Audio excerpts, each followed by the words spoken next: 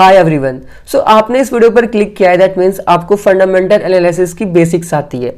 आपको पता है पी रेशियो क्या होता है, डेट टू इक्विटी रेशियो क्या होता है। एंड अगर मैं आपको कहूँ कि बैलेंस शीट पढ़ो किसी भी कंपनी का, तो आप वो पढ़ के बता सकते हो कि हाँ, इस कंपनी का रेवेन्यू इंक्रीज हो रहा है, कंपनी फ्यूचर में अच्छा कर सकती है, या फिर कंपनी का कैश फ्लो पॉजिटिव है तो कंपनी अच्छा करेगी एंड वगैरह वगैरह। बट अगर मैं आपको कहूँ कि किसी भी कंपनी का वैल्यूएशन निकालो, तो मैक्सिमम लोग बोलेंगे यार ये क्या बोल दिया आपने, वैल्यूएशन तो बस स्टार्टअप्स में यूज़ होता है। बट नो गाइज, हम स्टॉक मार्केट में भी वैल्यूएशन टर्म यूज़ करते हैं। या फिर आप ये कह लो किसी भी कंपनी का फ्यूचर शेयर प्राइस फोरकास्ट करो या प्रिडिक्ट करो। अभी किसी कंपनी का शेयर प्राइस 1200 है, तो फ्यूचर में 1 साल बाद या 2 साल बाद कितना होगा। अब गट फीलिंग और कन्विक्शन के साथ तो कोई भी बोल सकता है हाँ यार ये 2000 जाएगा, कोई बोलेगा 2500 जाएगा, बट इसका एक फुल फ्लेज फार्मूला होता है। एंड मार्केट में बहुत सारे फार्मूला है, बट हम आज की वीडियो में EV/EBITDA इबिट्टा मॉडल सीखने वाले हैं, जो बड़ी बड़ी companies like JP Morgan, HDFC securities, Motilal Oswal and बहुत सारी कंपनीज यूज करते हैं अपने किसी भी कंपनी को एनालाइज करने के लिए। सो हाँ, ये सुनने में थोड़ा डिफिकल्ट लग रहा होगा, यार ये क्या बोल दिया EV/EBITDA EBITDA model. But don't worry, अगर आप क्लास 8 के भी स्टूडेंट हो तो इस फॉर्मूला को ईजिली सीख सकते हो। सो बिना टाइम वेस्ट किए सीधा आते हैं अपने स्क्रीन पर। सबसे पहले जिन्हें इबिट्टा का मतलब नहीं पता, मैं उन्हें बता दूं। इबिट्टा का मतलब होता है earning before interest, tax, depreciation and amortisation. अब इंटरेस्ट क्या हुआ, आपने बैंक से लोन लिया, आप बैंक को हर मंथ EMI पे कर रहे हो, सो वो तो इंटरेस्ट ही है ना, इंटरेस्ट के साथ आप पे कर रहे हो। टैक्सेस में क्या हो गया, आप इंडिया में बिजनेस कर रहे हो, सिंगापुर में बिजनेस कर रहे हो, आपको गवर्नमेंट को कुछ पे करना होता है, सो वो हो गया टैक्स। अब यहाँ पर न्यू टर्म जो है वो है डेप्रिसिएशन एंड अमोर्टाइजेशन। अब यार देखो, आपने 20 लाख की एक कार परचेज की, ठीक है, एंड आप इसे नेक्स्ट ईयर सेल करने जा रहे हो मार्केट में, तो क्या आपको उस कार की 20 लाख रुपए ही मिलेगी या फिर कुछ वैल्यू कम हो जाएगी। टायर्स थोड़े पुराने हो गए, इंजन थोड़ा ओल्ड हो गया, कार में कुछ प्रॉब्लम आ गई है, सो इसके हिसाब से कार की कुछ वैल्यू डिक्रीज होगी। सेम होता है कंपनी के साथ, कंपनी भी कुछ एसेट्स परचेस करती है एंड एवरी ईयर उसका कुछ डेप्रिसिएशन लगता है। ये जो कुछ वैल्यू घटते हैं इसे ही हम डेप्रिसिएशन कहते हैं। सेम हो गया अमोर्टाइजेशन, बट अमोर्टाइजेशन क्या होता है, ये डेप्रिसिएशन तो होता है बट इनटेंजिबल एसेट्स का होता है जिन्हें हम टच नहीं कर सकते। कंपनी के पास बहुत सारे पेटेंट्स होते हैं, सो उसकी वैल्यू भी ईयर ऑन ईयर डिक्रीज होते रहती है। सो ये है। अब आ जाते हैं EV का मतलब होता है इंटरप्राइज वैल्यू। अब इंटरप्राइज वैल्यू का मतलब क्या हुआ, अगर आपको किसी भी कंपनी को खरीदना है तो आपको कितना पैसा पे करना पड़ेगा उस कंपनी को खरीदने के लिए। अब पे करोगे तो उसके अंदर एसेट्स भी आ जाएंगे कंपनी के, प्लस लाइबिलिटीज़ या बोरोइंग्स भी आ जाएंगी। सो ओवरऑल जो कंपनी की वैल्यू होती है उसे हम इंटरप्राइज वैल्यू बोलते हैं। सो अब आ जाते हैं EV/EBITDA मॉडल के ऊपर। सो यार देखो, इसे मैंने सीट पे निकाला है, गूगल सीट्स पर निकाला है, आप इसे एक्सेल पर भी निकाल सकते हो एंड अभी मैं फिर से निकालूंगा। सो ये रिलायंस इंडस्ट्रीज़ का है। बेसिकली EBITDA मॉडल का मतलब होता है, ये देखो, this ratio tells investors how many time EBITDA you have to pay to acquire whole company. अगर EBITDA का कितना टाइम्स आपको पे करना पड़ेगा पूरी कंपनी को खरीदने के लिए। सो यहाँ पे डाटा में क्या है, इंटरप्राइज वैल्यू है, EV/EBITDA है जिसको हमने X माना है, EBITDA है, ग्रोथ इन EBITDA है। सो ये सब कहाँ से मिलेगा, सो डोंट वरी, मैं आपको बताऊंगा अभी। सो फिर से बना लेते हैं यार, यहाँ पर एक नीचे हम फिर से बना लेते हैं। सो सबसे पहले आपको करना क्या है, आपको बैक जाना है, क्रोम या जो भी आपका ब्राउज़र आपको वो खोलना है, और यहाँ पर आपको सर्च करना है मनी कंट्रोल ओपन करना है, आपको सर्च बटन पे जाना है एंड यहाँ पर आपको किसी भी कंपनी जिसका आप EV/EBITDA मॉडल निकालना चाहते हो उसका नाम सर्च करना है। यार देखो, ये वीडियो थोड़ी सी लंबी हो सकती है बट डोंट वरी, मैं आपका टाइम बिल्कुल भी वेस्ट नहीं करूँगा। सो हम यहाँ पर सर्च करते हैं रिलायंस, भाई ये रहा, सबसे ऊपर आ गया, ठीक है। आपको थोड़ा सा इसे स्क्रॉल करना है एंड यहाँ पर आप देख लोगे ओवरव्यू, चार्ट, फोरकास्ट, टेक्निकल्स, जो भी है। यार देखो, फाइनेंशियल्स पर हमें क्लिक कर देना है, ये हमें लेते आएगा यहाँ पर। अब डिटेल्ड फाइनेंशियल्स आपको यहाँ दिख रहा होगा, राइट।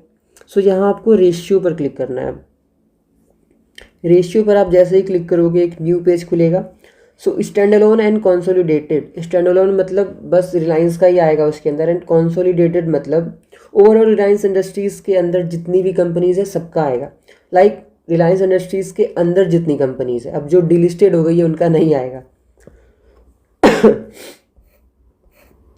सो हमने कंसोलिडेटेड कर दिया है एंड अब हम देखो ये रहा वैल्यूएशंस रेशियो, आपको थोड़ा सा स्क्रॉल करना है, आ जाएगा।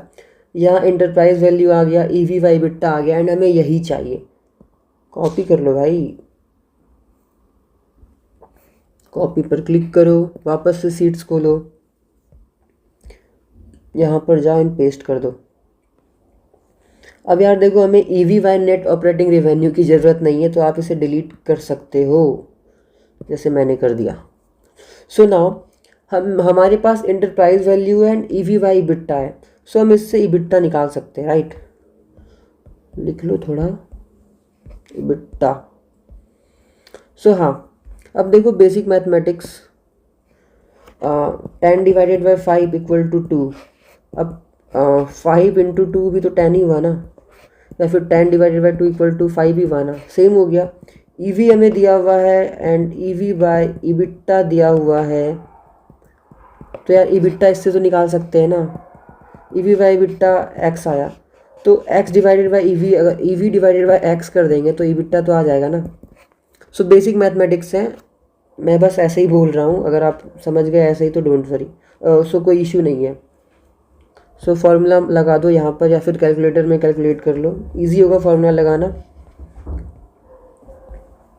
ये आ गया भाई, ये देखो।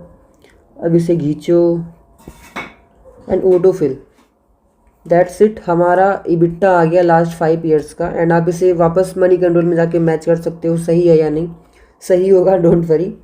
अब हम निकालेंगे growth in EBITDA, year on year growth in EBITDA, sorry growth in जो भी है भाई ईबिट्टा। सो अब ग्रोथ इन ईबिट्टा कैसे निकालेंगे? सो बेसिकली यार एक चीज़ मैं मिस कर गया,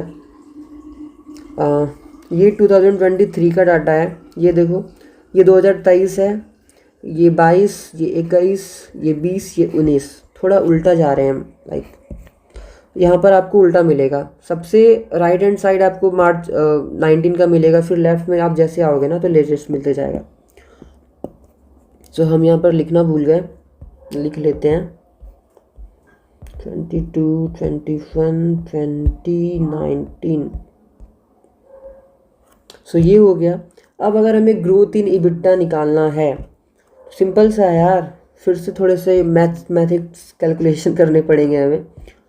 इक्वल टू ये वाली वैल्यू डिवाइडेड बाय पिछली वाली वैल्यू, क्योंकि हमें यहाँ से ग्रोथ निकालना है, यहाँ से कितना ग्रो किया हमें ये निकालना है, राइट। लाइक लास्ट ईयर से इस ईयर कितना ग्रो किया, पिछली वाली वैल्यू हमने सेलेक्ट कर ली, इनटू सॉरी यार स्टार 100 माइनस 100। सो यार देखो 22% से ग्रो किया है। सेम हमें यार इसे पकड़ के घीस देना है एंड ऑटो फिल कर देना है। लास्ट वाला नहीं आएगा क्योंकि हमारे पास 2018 का डाटा नहीं है। सो ये वैसे भी यही आना था भाई, ठीक है, हमें इसका काम भी नहीं है। सो हमने अब निकाल लिया है ग्रोथ इन ईबिट्टा। सो यहाँ देख सकते हो लेटेस्ट है 22%, उसके पहले 29, उसके पहले -5%, उसके पहले 10%। सो अब हमें निकालना है एवरेज 3 इयर्स ग्रोथ इन ईबिट्टा। भाई मतलब 3 साल का हमें एवरेज निकालना है, ज़्यादा मत सोचो। Average growth in EBITDA, okay. So simple सा क्या करना है यार, एवरेज का फॉर्मूला भी निकाल सकते हैं, फिर इन तीनों को ऐड कर लो एंड डिवाइडेड बाय 3 कर दो, सिंपल। मैं फॉर्मूला लगा लेता हूँ, एवरेज 1,2,3, दैट्स इट। तो ये 15% एवरेज हुआ, 22.6, 29 प्लस -5 का, तीनों का अगर हम एवरेज निकालते हैं तो 15 होता है, ठीक है। चलो अब हो गया एवरेज 3 इयर्स, सॉरी यार लिखने में गलती हो गई, मैं ये शेयर कर दूंगा आपको, एवरेज 3 इयर्स, राइट। अब हम निकाल लेते हैं फॉरकास्टेड ईबिट्टा और एक्सपेक्टेड ईबिट्टा, ठीक है। So average 3 years growth in EBITDA 15% है, मतलब 15% ईयर ऑन ईयर एवरेज ये ग्रो कर रहा है। एंड पिछले ईयर का EBITDA 153836 पॉइंट जो भी करोड़ है। तो अब फोरकास्टेड निकालने का सिंपल सा रीज़न है, इस साल भी हम ये एक्सपेक्ट करके चल रहे हैं कि 15% से इस साल भी इंक्रीज होगा। सो बेसिकली फॉर्मूला लगाओ, इक्वल टू ये, मतलब जो हमारा लेटेस्ट EBITDA है, प्लस फिर से ये इनटू 0.15629 जो भी है यार, चलो इतना काफ़ी होगा। सो अब मैंने ये क्यों किया, बहुत लोग सोच रहे होंगे। सो बेसिकली पिछले ईयर मान लो 100 था एंड हमें फोरकास्ट कर, और वो 20% से एवरेज ग्रो कर रहा है, राइट। सो अभी हमें पता करना है इस साल वो कितना होगा। सो बेसिक सा मैथमेटिक्स है,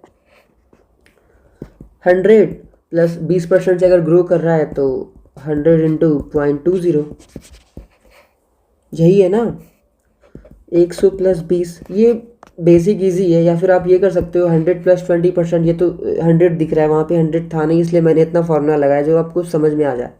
सो 120 इस साल, फिर अगर 20% कर दे तो 120 का 20% 24 146। सो अब हमें निकालना है फोरकास्टेड EV। अब यार ये इंटरेस्टिंग होगा। सो लेटेस्ट जो हमारा EV है वो 1935 देख सकते हैं आप यहाँ पर, ये है, राइट। अब फोरकास्टेड EV क्या होगा। सो बेसिकली हर साल 15.62% EBITDA से ग्रो कर रहा है। देखो हमारे पास अब EBITDA आ चुका है, मैंने बताया था पहले, ये देखो ये रहा हमारे पास। अगर EBITDA है और EV बाय EBITDA है तो हम इससे EV निकाल सकते हैं। लाइक इन दोनों को अगर हम मल्टीप्लाई कर देते तो आ जाता है, राइट। सेम हमारे पास दोनों इस बार फिर से हैं। सो हमारा फ्यूचर का EBITDA है हमारे पास और ग्रोथ इन EBITDA भी है। सो बेसिकली दोनों को मल्टीप्लाई कर दो, इधर कर लेते हैं यार, इक्वल टू ये इनटू ये, या इट्स 2778454। ये कुछ ज़्यादा ही दिख रहा है मुझे यहाँ से, बट ठीक है, यही है जो है। अब यार देखो हमारा फोरकास्टेड EV भी आ चुका है, फोरकास्टेड EBITDA भी आ चुका है, एवरेज ग्रोथ भी आ चुका है। अब EV में मैंने आपको बताया था एंटरप्राइज वैल्यू का मतलब होता है एसेट्स कंपनी के पास जितने हैं प्लस लोन्स या बोरोइंग्स कह लो, या जो भी है यार, लाइबिलिटीज़ भी कह सकते हो आप, राइट। अब अगर आप पूरी कंपनी को खरीद रहे हो तो ऑब्वियसली आपको लाइबिलिटीज़ भी लेनी पड़ेगी एंड वो आपको चुकानी पड़ेगी, राइट। मान लो 20 लाख करोड़ की कोई कंपनी है एंड उसमें से 1 लाख करोड़ लाइबिलिटीज़ ही है, तो 20 लाख करोड़ तो आप दे रहे हो, लेकिन 1 लाख रुपए आपके पॉकेट से भी तो जाएंगे, वो आपके पास नहीं बचेंगे, वो आपको देने पड़ जाएंगे जिससे आपने लिया होगा वो लोन, बेसिक सा है। सो ओवरऑल EBITDA हमारा अगर इतना है तो इसमें से कुछ लोन्स भी हैं जो हमें चुकाने पड़ेंगे। सो वो कैसे निकालें, फिर से हमें जाना है मनी कंट्रोल में, थोड़ा सा बैक हो जाओ, राइट। अब यहाँ पर एक और बैक करना पड़ेगा यार, अब सर्च कर, अब हमें बैलेंस शीट पे जाना है, राइट। सो यहाँ पर आप देख सकते हो डिटेल फाइनेंशियल्स पे बैलेंस शीट है। सो बेसिक सा इस पर क्लिक करो। सो यार बैलेंस शीट पे क्लिक करने के बाद आपको ये दिखेगा स्टैंड अलोन एंड कंसोलिडेटेड। फिर से आपको कंसोलिडेटेड करना है क्योंकि हम कंसोलिडेटेड डेटा ही ले रहे हैं, राइट। सो यहाँ पर आपको equity and liability, share holders fund वगैरह वगैरह चीज़ें मिलेंगी, बट हमें ढूंढना है बोरोइंग्स कंपनी के। सो ये जो लॉन्ग टर्म बोरोइंग्स है यही कंपनी का डेट है, राइट। शॉर्ट टर्म बोरोइंग्स जो होंगे, लाइक देखो short term borrowings short term asset से ख़त्म हो सकते हैं, right. But long term borrowings जो होगा वो 1 साल में नहीं पे किया जा सकता कंपनी का, वो लॉन्ग टर्म है। सो इसे ही हम डेप्ट मानते हैं। सो सिंपल सा यहाँ से इसे कॉपी कर लेना है भाई, 2 लाख करोड़ के आसपास है ये, चलो। एंड हमें इसमें से पहले पेस्ट कर लो यार, डेट यहाँ लिख देते हैं, पेस्ट। अब ओरिजिनल EV, राइट, इसको उठा के इधर कर देते हैं, नहीं हो रहा भाई, चलो कोई ना, equal to this minus this, और ये हमारा आ गया जो ओरिजिनल फोरकास्टेड ईवी है। अब हमारे पास सब कुछ है, राइट, बट एक चीज़ हमें और चाहिए, एंड वो है total outstanding shares, like company के कितने शेयर्स बाहर हैं मार्केट में।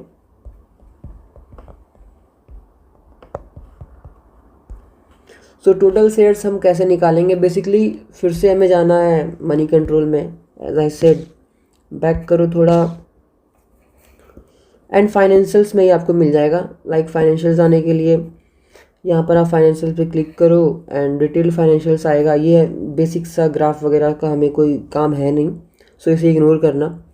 सबसे नीचे कैपिटल स्ट्रक्चर है, सो इस पर क्लिक करो एंड यहाँ पर आपको दिख जाएगा इक्विटी शेयर। सो 1995 से 1996 में कितना था, ये मतलब इसका तो काम नहीं है वैसे भी, बट ये देखो 22 to 23 ये है अप्रॉक्स 676.66 करोड़ के आसपास, राइट। 100,000 करोड़ वही है यार जो मैंने कहा। ओके,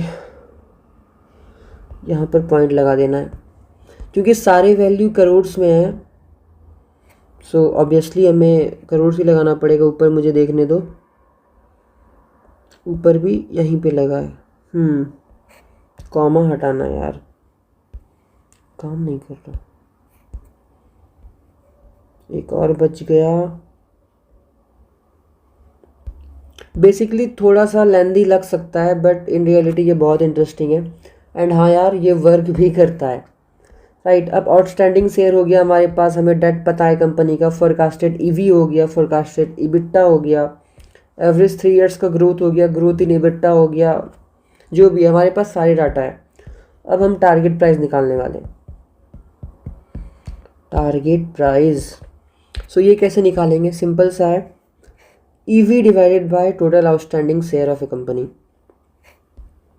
सो ये हमारा फ्यूचर वैल्यू आ गया है कि फ्यूचर में स्टॉक कहाँ पर होगा। यार हमारा टारगेट प्राइस आ चुका है, वो 3800 के आसपास, तो एक साल बाद हमारा ये टारगेट प्राइस होना चाहिए। सो अगर ये इतना टारगेट प्राइस है, सो बेसिकली अभी का जो करंट प्राइस है इससे कम होना चाहिए, एंड हमें एफडी से ऑलरेडी 7% 10% का इंटरेस्ट मिल रहा है, और भी कई तरीके हैं, लाइक म्यूचुअल फंड से आप 11-12% ईजिली कमा सकते हो। अब 11-12% कमाने के लिए हमने इतनी मेहनत तो की नहीं है, लाइक ईवी बट्टा मॉडल निकाला, ये वीडियो देखा, सो हमें कुछ ज़्यादा चाहिए। सो अब क्या करेंगे, अब हम इसमें से 25% माइनस कर देते हैं। लाइक 25%, अगर 3800 से 25% कम रहेगा तो ही तो हम लेंगे ना, लाइक तो 25% हम गेन कर सकते हैं, बट हमारा टारगेट 25% नहीं है, 15% आप कह सकते हो। अगर 15% नहीं मिल रहा है तो यार कोई फ़ायदा नहीं है इतना मेहनत करने का, लाइक 12% तो आप ऐसे भी म्यूचुअल फंड से कमा सकते हो।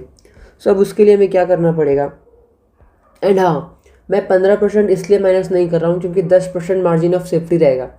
लाइक देखो 3800 का टारगेट है, एग्जैक्टली थोड़ी 3800 ही आ जाएगा, ज़्यादा भी हो सकता है बट ज़्यादा वो हमारे फेवर में। हमें एकदम मिनिमम लेके चलना है, कितना वर्स्ट से वर्स्ट केस में कितना कम हो सकता है। सो हम 25% इसमें से माइनस करेंगे ताकि 15% भी हमें मिल जाए तो चलेगा। सो सिंपल सा फॉर्मूला लगा दो यार, बेसिक मैथमेटिक्स जो मैं तब से कह रहा हूँ, इंटू 0.75, लाइक 3800 का 75%, 25% वहाँ से ऑलरेडी कम हो चुका है। सो 2876, और अभी का स्टॉक प्राइस है 2986। अब यार ये अपने ठीक ठाक लेवल के आसपास है, आप चाहो तो ले सकते हो, बट हाँ अब हमारे पास आएगा काम टेक्निकल एनालिसिस का। लाइक हो सकता है एक वीक बाद ये शेयर और गिरे, तो आप वो भी देख सकते हो। सो दैट्स इट, हमारा यही था। लाइक हमारा फ्यूचर टारगेट हमें मिल गया, टारगेट प्राइस मैंने चेंज कर दिया, नहीं, फ्यूचर टारगेट मिल गया कि हमारा रिलायंस इंडस्ट्रीज़ का टारगेट प्राइस 3800 है, एंड एटलीस्ट अगर 2800 के आसपास रहेगा तो ही हम उसे खरीद सकते हैं, वरना खरीदने का कोई फ़ायदा नहीं है। And that's all. मैं ये जो सीट है मैं आपको डिस्क्रिप्शन में शेयर कर दूंगा। वीडियो अगर पसंद आती है तो वीडियो को लाइक कर देना, एंड हाँ थोड़ा सा लेंदी लग सकता है बट ईजी है यार, मतलब फर्स्ट टाइम में मुझे भी लगा था, बट एक बार मैंने और प्रैक्टिस किया मुझे बहुत बेसिक लगा।